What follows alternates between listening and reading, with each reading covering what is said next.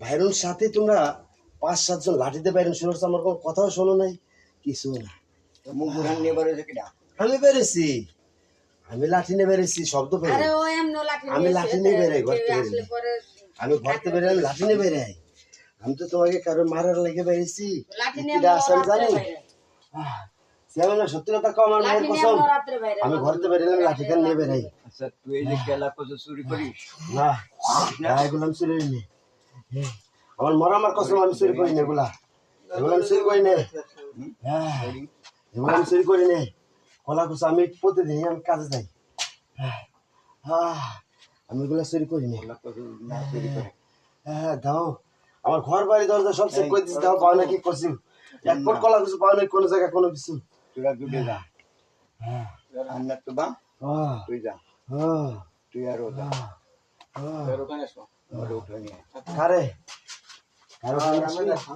কারে নড়াচড়া করিস নি, এমনি করে থাকবি।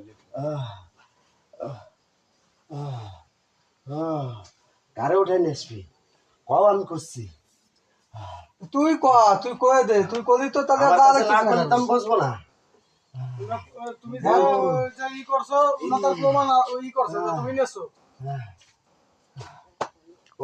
তুমি আর মজিদ সাহ আলামিন, আলামিন কোন জায়গা আছে?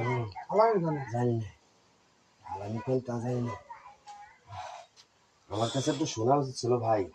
শোনা, তোমার বাবার কেলে দিনা জহুর আছে না, জহুরের কিডনি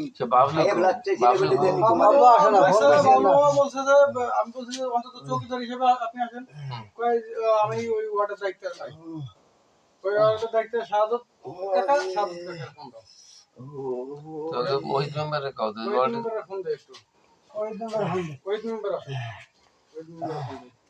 আমি হলো ঘরের তো বেরিয়েছি, শব্দ পাইয়ে